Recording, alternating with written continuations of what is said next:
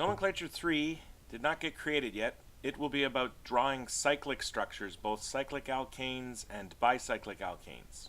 We did it during lecture, so it will be a video for a future semester. Right now, we're going to deal with what's called stereocenters. Stereocenters are an atom that has 4 different groups. We're going to label them with an asterisk. This is a stereocenter. It has 4 different groups. It has an ethyl group to the right.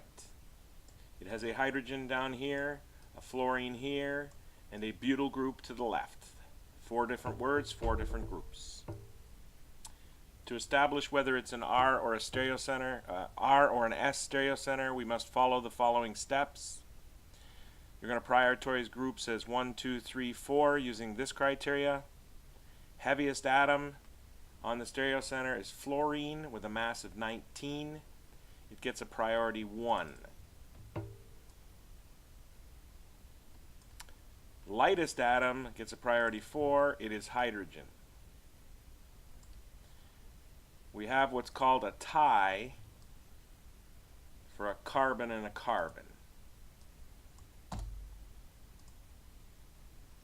We must learn how to break ties. They are very commonly encountered. To do it, I'm going to copy the part where we don't have numbers yet, break them down a little more fully. They are both CH2s.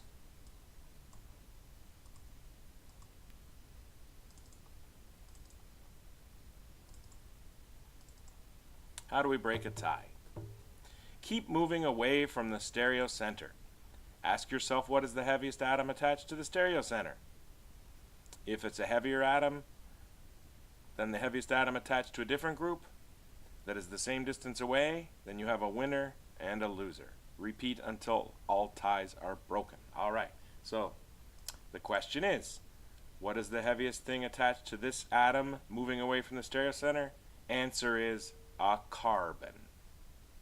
What is the heaviest thing attached to this tied atom moving away from the stereocenter? Answer is a carbon. We still have a tie, but it's a different distance away, so I will change the color of those to reflect they're not being compared with the purple atoms.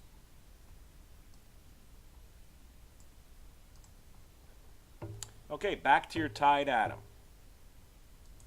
What is the next heaviest thing attached to the tied atom? A hydrogen. It ties this hydrogen.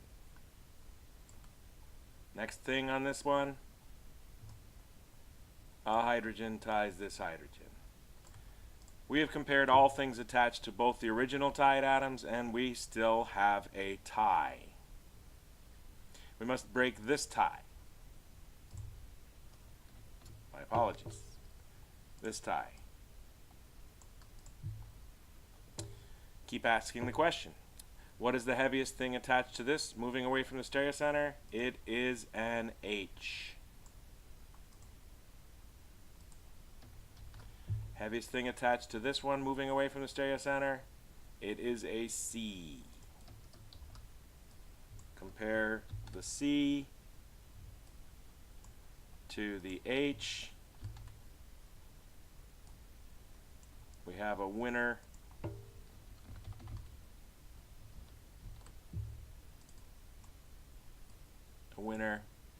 and a loser.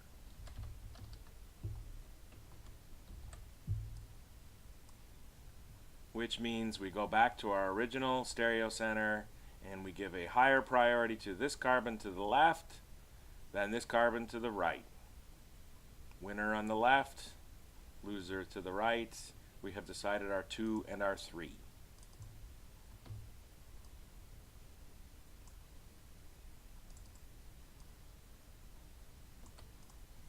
So you've finished with part 2. Even the tiebreaker part. On this page, part 3 is done for every molecule. In part 3, you're supposed to reorient the molecule so that the number 4 group is on a dashed bond. I've made sure that it's number 4 group on the dashed bond for every stereocenter on this page. In Nomenclature4 video, you'll learn how to do the reorientation using what's called a double switch.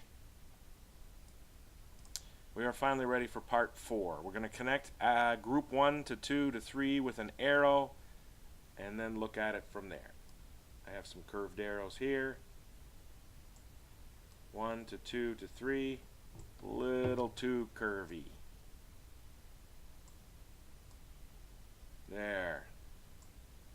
1 to 2 to 3. In our final part, ask yourself the question, is that arrow clockwise or counterclockwise? The answer is clockwise. Equals R.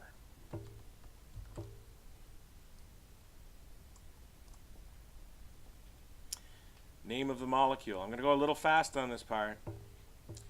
Following the rules we learned from last time, we start the chain from the right side, putting the fluorine on carbon 3. Name starts with the stereocenter's name. R3 fluoro. 4, 5, 6, 7 heptane. If you are to be really picky, the R should be italicized. Congratulations, you've done your first stereocenter. Moving on to our next stereocenter. This is a stereocenter. This carbon is not. Even if I had it drawn with a wedge and a dash, it is not a stereocenter. Why? Because a methyl is the same group as a methyl.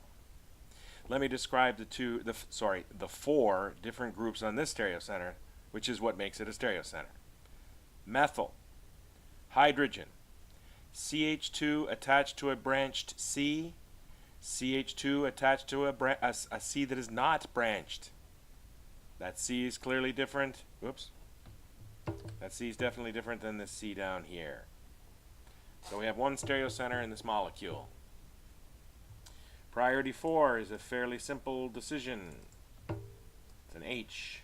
Some of you might be thinking the 4 is always an H. Later on you will clearly have to modify your thinking. The 3 is a methyl. Why is the 3 the methyl? What is the heaviest thing attached to this C? The tide C.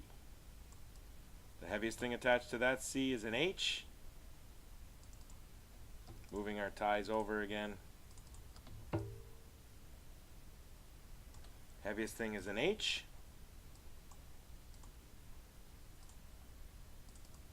Which is a loser to this C and this C. Notice all the red things are the same distance from the stereocenter. So we've established our 3, the loser, the red loser.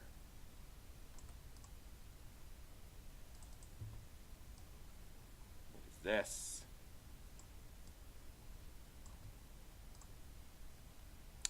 Breaking the tie here involves us going a little further on. I hope you see they're both CH2s, so there's no need to compare the H's. And I hope you see there's a tie up to the red C's here.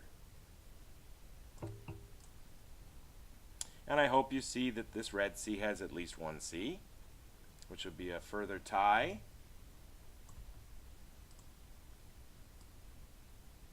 With this C here, same distance from the stereocenter. Go back to the red C. These are H's.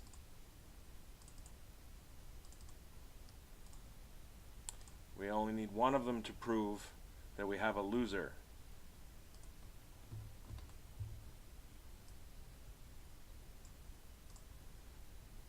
What is that H attached to? From a blue labeled tied carbon. We have not compared this carbon yet. That is a winner. baby blue winner, baby blue C.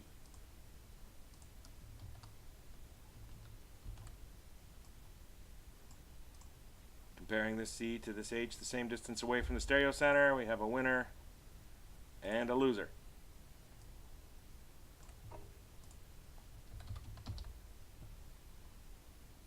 Allowing us to finish off the stereo center. The 1 is the thing close, is the original tie closest to this winner.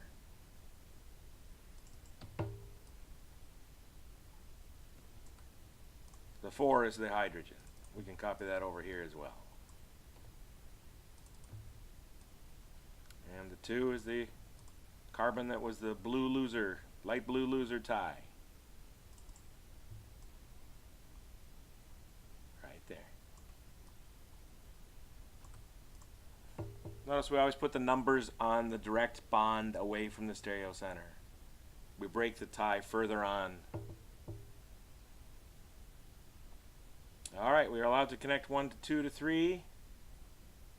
It looks like we're on a bit of an R fest here because the direction of this curve, once again, R.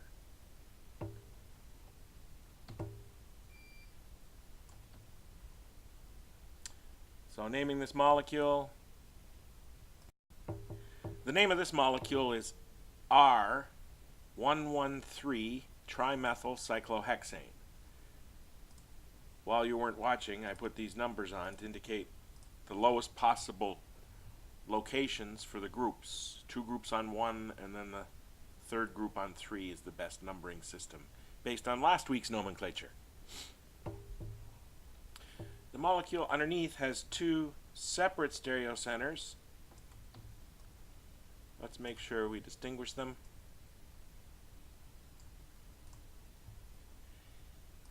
This stereo center has an ethyl, an isopropyl, a normal propyl, and clearly a group that is not an ethyl, a propyl, or an isopropyl. This stereo center has a methyl, a bromomethyl, an ethyl, and clearly a group that is not a bromomethyl, methyl, or ethyl. We're going to have to learn how to do multiple stereo centers in the same molecule. Each stereo center is its own separate problem. So doing the first stereo center, I hope eventually you get a little better at this and realize that the 3-way tie with the CH2s is going to lose to a C that has only one H and a second C.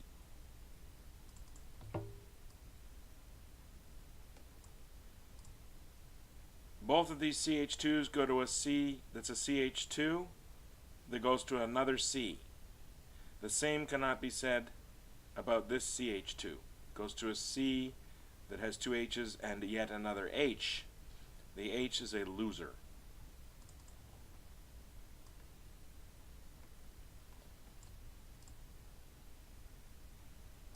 Eventually you'll get to a point where you will quickly see the CH2 on the right is going to beat the CH2 on the left because it remains tied up until this C, the 3rd C away, ties the 3rd C away.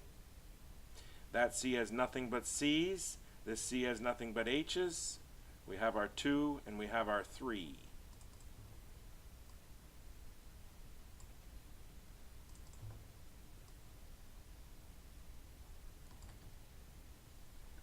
That stereo center finally goes in the counterclockwise direction, connecting 1 to 2 to 3.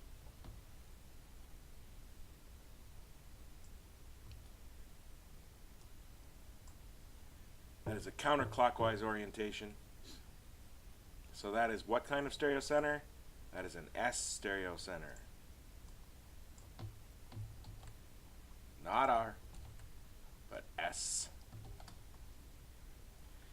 The stereo center on the right. After you've practiced this many times, you're going to realize that CH3 is a C with nothing but H's. That's going to lose to all the other C's that are attached. The winner is the C that has a BR attached. Which of these 2 CH2s is going to win? Well, a CH2 on the right that goes to a CH3 is going to lose to a CH2 to the left that goes to a CH2 that has a C. The C beats the third H, or one of the H's off of here. That gives us a 2 and a 3 here. Make that a 3. Change the colors of these numbers so you know you're talking about a different stereo center.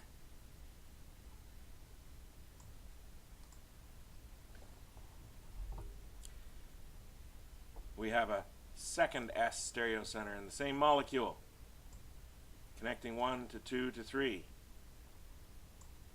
Clearly a counterclockwise venture. So that is also an S stereo center.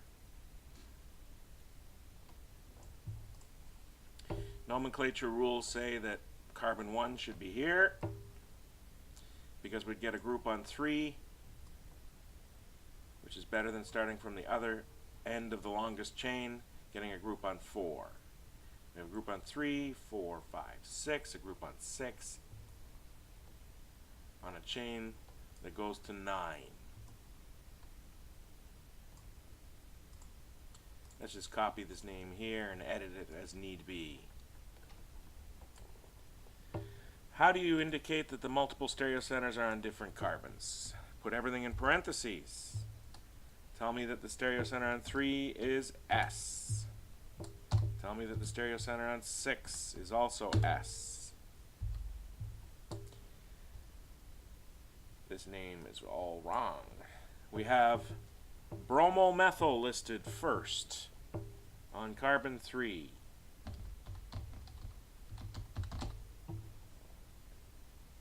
We have ethyl listed next on 6. We have isopropyl listed next on 6.